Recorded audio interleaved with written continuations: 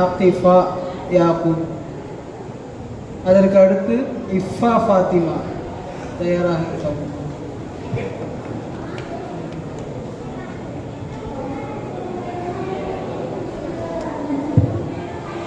அஸ்ஸலாமு அலைக்கும் வரஹ்மத்துல்லாஹி தஆலா பரகாத்துஹு. அல்ஹம்துலில்லாஹி ரப்பில் ஆலமீன்.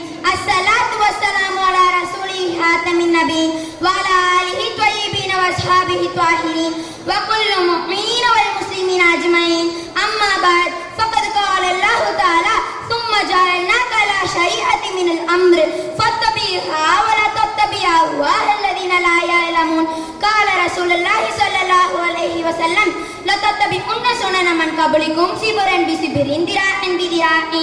அரசாட்சி தனதாக்கி அதன் சாட்சி நபியாக்கி அழகாட்சி செய்கின்ற அல்லாஹ்விற்கே எல்லா புகழும்.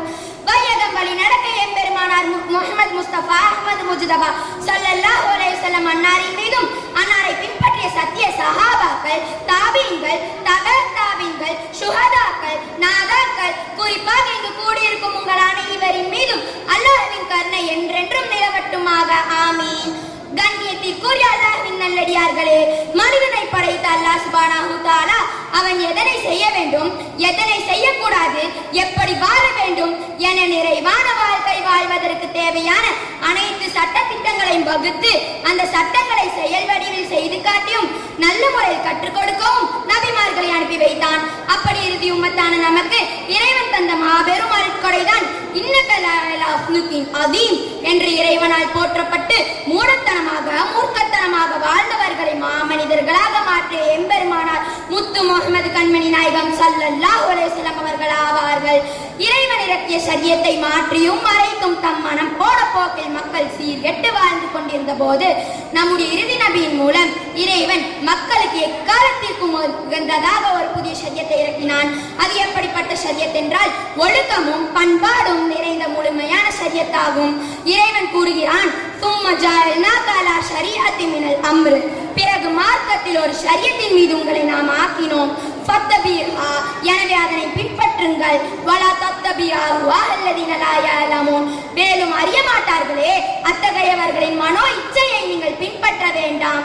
ஆக இந்த ஆயத்தின் மூலம் விளங்குவது என்னவென்றால் சொல், செயல், நடைமுறை என அனைத்திலும் பின்பற்ற தகுதியானவர் நம்முடைய காமில் நபி ஸல்லல்லாஹு அலைஹி வஸல்லம் அவர்கள் மட்டும்தான் என்பதாகும். ஆனால் கண்ணியத்திற்குரியவர்களே, இன்றைய கால முஸ்லிம்கள், குறிப்பாக வாலிபர்களுடைய மனநிலை என்ன, எது இஸ்லாமிய கலாச்சாரம் என்பதையே மறந்துவிட்டார்கள். நடை, உடை, பாவனை என அனைத்திலும் வெளிநாட்டினருக்கும் கலை கூத்தாடிகளுக்கும் ஒப்பாக்குவதையே பெருமை எனவும் கண்ணியமளிக்க கூடியது எனவும் நம்பிக்கொண்டிருக்கிறார்கள். இவர்களை பார்த்துதான் அல்லாஹ் கூறுகிறான், அய்யப்தகூன இந்தஹும் இஸ்ஸத்தஃபா இன்னல் இஸ்ஸத்தில் இல்லாஹி ஜமீஆ, அவர்களிடத்தில் இவர்கள் கண்ணியத்தை தேடுகிறார்களா? நிச்சயமாக கண்ணியம் அனைத்தும் அல்லாஹ்விற்குரியது. குழந்தை பிறந்து விட்டால் அதற்கு பெயர் வைப்பது முதல் திருமண சடங்குகள் வரை, ஆடை அணிவது, அலங்காரம் செய்வது முதல் சிரிப்பது, நடப்பது என பேச்சு, மூச்சு அனைத்திலும் அந்நிய கலாச்சாரத்தை பின்பற்றுகின்றனர். நாகரிகம் வளர்ந்து விட்டது, காலம் மாறிவிட்டது, காலத்திற்கேற்ப நாமும் மாறிக்கொள்ள வேண்டும் என்றெல்லாம் வசனம் பேசும் இவர்கள் நாகரிகம் என்ற பெயரில், ஃபேஷன், ட்ரெண்ட் என்ற பெயரில் வெஸ்டர்ன் கல்ச்சரை பின்பற்றுகின்றனர். இவர்களின் நிலையை கவனித்துதான் நபி ஸல்லல்லாஹு அலைஹி வஸல்லம் அவர்கள் அன்றே கூறினார்கள், லதத்தபிஉன்ன சுனன மன் கப்லிக்கும் ஷிப்ரன் பிஷிப்ரின் திராஅன் பிதிராஇன், ஜானுக்கு ஜான், முழத்திற்கு முழம் உங்களுக்கு முன்னிருந்த கூட்டத்தாரின் வழிமுறையை நீங்கள் பின்பற்றுவீர்கள். ஹத்தா, எந்த அளவுக்கு என்றால் அவர் லவ் தஹலு ஃபி உஜ்ரி லப்பின் லதபஅதுமுஹும், அவர்கள் ஒரு உடுப்பின் பந்திற்குள் நுழைந்து கொண்டால் நீங்களும் நுழைவீர்கள். உடனே சஹாபாக்கள் கேட்பார்கள், ஆல் யஹூத வ நஸாரா, இந்த யஹூதி நஸாராக்களையா இறைவன் இறக்கிய ஷரியத்தை விட்டுவிட்டு, உத்தம் நபியின் முத்தான சுன்னத்தை விட்டுவிட்டு வேண்டுமென்றே வழிகேட்டில் வாழக்கூடிய இந்த யஹூதி நஸாராக்களையா பின்பற்றுவோம் என ஆச்சரியத்துடன் கேட்டார்கள். எனவே நபி ஸல்லல்லாஹு அலைஹி வஸல்லம் அவர்கள் கூறினார்கள், ஃபமன், வேறு யார் இருக்கிறார் என்று.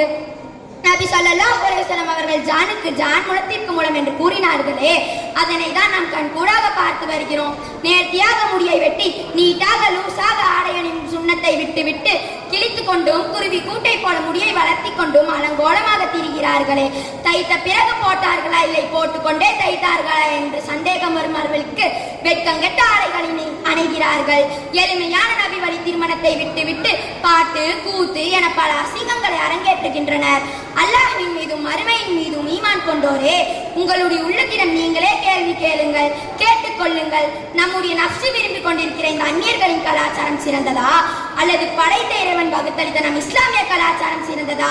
தன்னை படைத்த இறைவன் அல்லாஹ்தான் என்பதை கூட அறியக்கூடிய ஆற்றல் இல்லாமல் போன கல்லையும் மண்ணையும் கற்சிலைகளையும் வணங்கி கொண்டிருக்கிற இந்த காஃபிர்களின் கலாச்சாரமா சிறந்தது?